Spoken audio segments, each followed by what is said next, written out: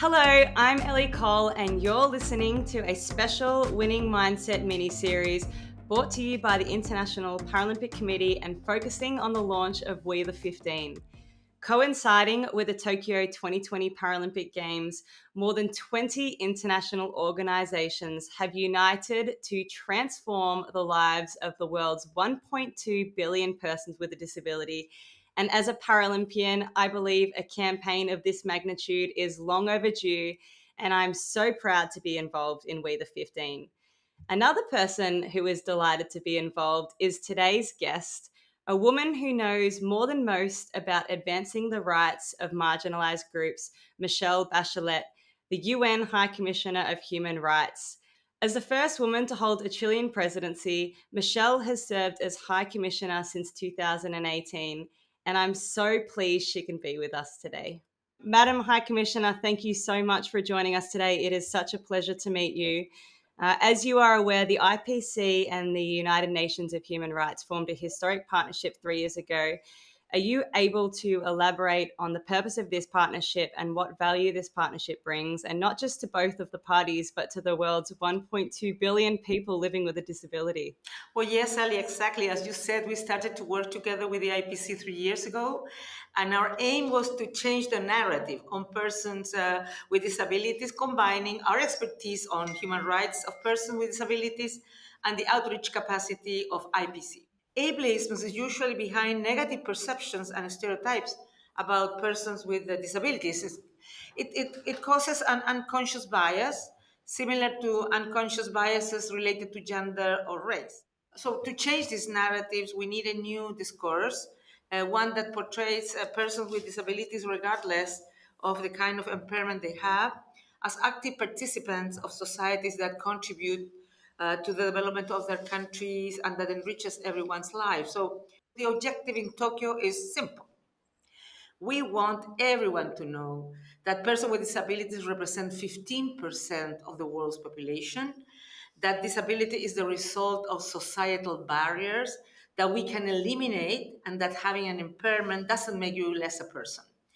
No, I couldn't agree more. I think the purpose of this campaign is to really change the narrative of disability. The We the 15 campaign is hugely ambitious. It's bringing together more than 20 international organizations, all behind that common goal of changing the narrative. And that's our biggest coalition ever. In your opinion, what role can sports events such as the Paralympic Games and the Special Olympics, Invictus Games, and Deaflympics play in the success of the We the 15 campaign and further on in changing the narrative? We need to be as ambitious as the challenge we face. For example, looking only at the Paralympic Games, we will engage in cities of Beijing, Paris, Milan, and LA, Los Angeles. So, mayors of these cities will be mobilized behind the Games, and we can use these opportunities to discuss human rights, to explore avenues to improve the lives of persons with disabilities living in those cities, and to build a growing supportive community to change the narrative on persons with disabilities and every step of the way. Because no one can do this work alone, hence the importance of the partnership that we're building, that we have built. We need multiple skills on one hand and a broad array of partners, because the potential of combining the power of partners and the capacity of multiple partners is only limited by our imagination, if I may say. I think when it comes to changing that narrative, it's going to rely on much more than just the International Paralympic Committee and much more than the United Nations. So, outside of the international organizations involved in this campaign, how important is it that We the 15 engage those world leaders, engage organizations and businesses and the public? With the 15 campaign will be crucial to present this new narrative on disability, on persons with disabilities, because I think the campaign will be presenting for the first time with this magnitude how persons with disabilities really are, not as superheroes, not victims, but regular folks that want the same for their life as everybody else, equals. So I think that we, the 15, can trigger this conversation. Lives and experiences with people with disabilities are not part of the public debate. Without that debate, we cannot change our systems, and we cannot have this debate without persons with disabilities, and we cannot meaningfully engage persons with disabilities if we don't see them as equals. So this needs to change, and I think that the 15 can start this public debate, this public conversation. It won't be the only thing that will make things change, but it will be a very important step as well.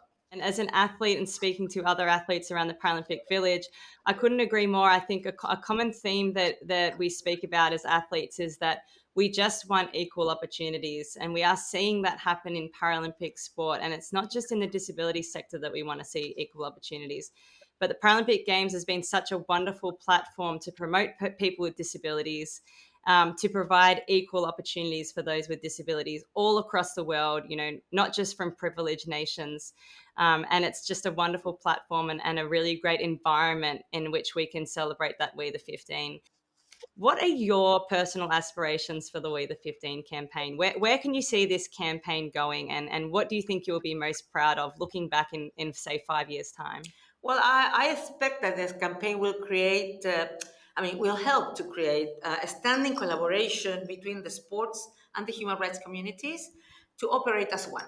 I also expect that it can support creating a global media platform that is supportive of disability. The campaign can create the opportunity to work directly with local governments to bring these experiences and the support of the global community to people's neighborhoods. I am very excited about this opportunity, and I look forward to see the roadmap of the partnership looking at issues such as housing, human support, assistive technologies, transportation, legal capacity, and of course the right to liberty of person as core aspect of the campaign.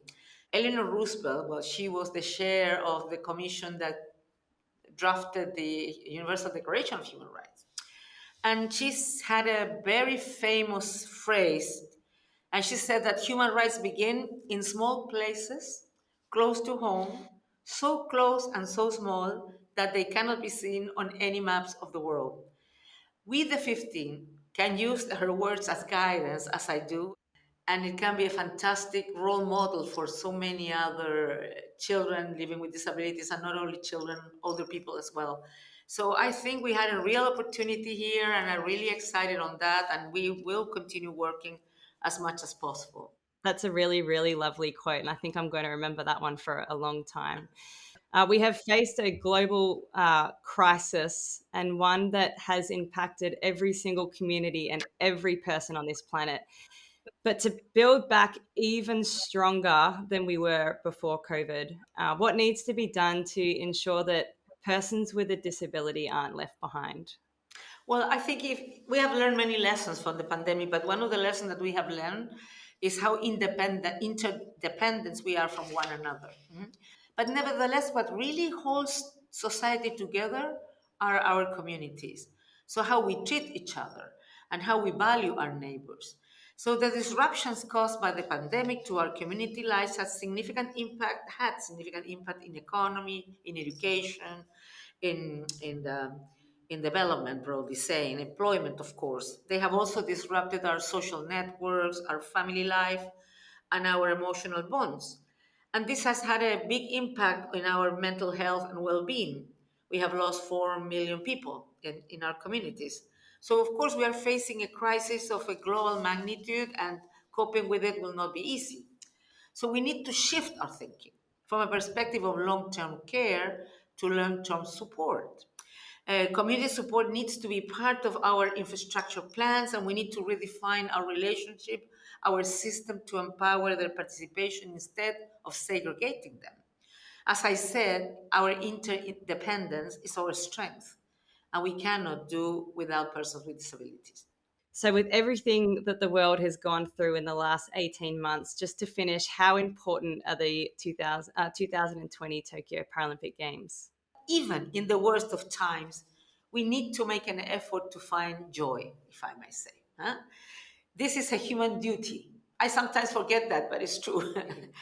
But what I look forward the most is to see the world talking about persons with disabilities as equals, not as objects of charity or people that need to be fixed to be part of our society. That is my main goal, and I think the Paralympics Games can be a fantastic opportunity to do so. I would very much like to thank you for your time today. It was wonderful to speak to such an ally of persons with a disability, and I really would like to commend you on the work that you have done to advance the rights of humans with a disability all across the globe.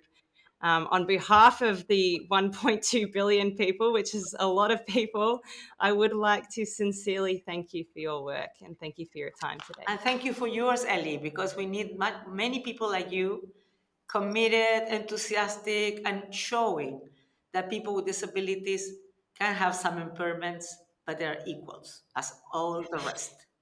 Well, I think that you and I share a very common goal in wanting to do good. You as the UN High Commissioner of Human Rights, and me less so as a Paralympic athlete. But it was wonderful to speak to somebody who shares a very common vision and a very common dream to me. It was an honor. Thank you. On behalf of the IPC and persons with disabilities across the world, we are so grateful for the High Commissioner's support of WeThe15. To find out more, simply follow us on social media at WeThe15 or via our website WeThe15.org. Next time, Paralympic champion Tatiana McFadden will be chatting to UN Deputy Secretary General Amina J. Mohammed. I hope you can join us for that one. Catch you next time.